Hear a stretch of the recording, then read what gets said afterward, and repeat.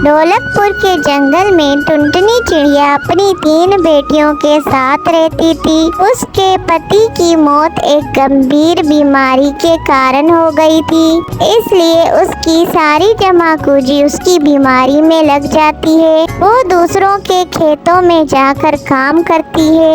एक दिन उसकी माँ उसके घर आती है और उसे बोलती है, टुनटुनी मेरी बच्ची, तुम आखिर यहाँ अकेले कैसे रहोगी? तुम मेरे साथ अपने घर चलो।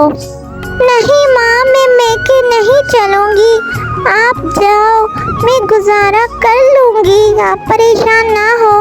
टुनटुनी अपनी माँ को मैके जाने से मना कर देती है। एक दिन टुनटुनी खेत में काम कर रही होती है, तभी वहाँ खेत का मालिक आ जाता है और टुनटुनी को धमकाने लगता है। टुनटुनी, आखिर तुम मेरा उधार कब चुकाओगी? मालिक, आप मुझे 1 महीने की मोहलत दे दो, आपका उधार चुका दूंगी। टुनटुनी, या तो तुम मुझसे शादी कर या फिर अपना घर मेरे नाम कर दो। मैं कोई तुम्हें मोहलत नहीं देने वाला हूँ। मालिक, आप ये कैसी बातें कर रहे हो? मैं आपसे शादी कैसे कर सकती हूँ? मैं तो 3 बच्चों की माँ हूँ।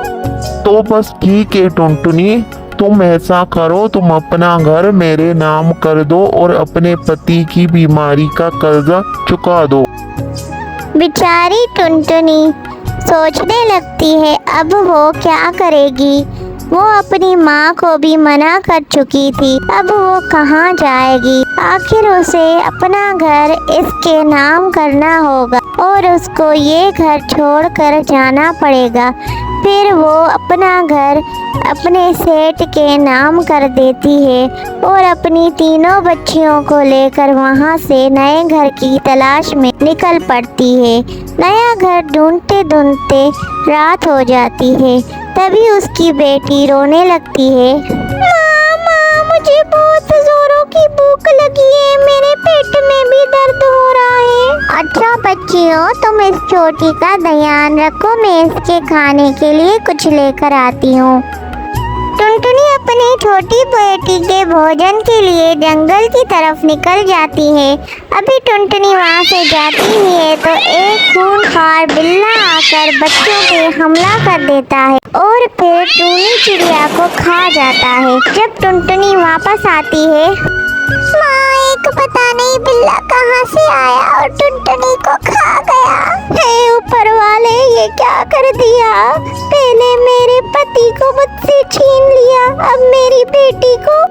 माँ, जल्दी करो, रात होने वाली है, हमें अपना घर बनाना होगा। हाँ मेरी बच्चियों, घर तो बनाना होगा। ऊपर वाले, तुमने मेरा घर भी छीन लिया, मेरी बच्ची भी छीन ली, अब मैं क्या करूं? चलो चलो बच्चियों, नदी के उस किनारे चलते हैं और अपना घर बनाते हैं। वहाँ पे एक गीली मिट्टी पड़ी होगी, उससे ही हम अपना घर बनाएंगे।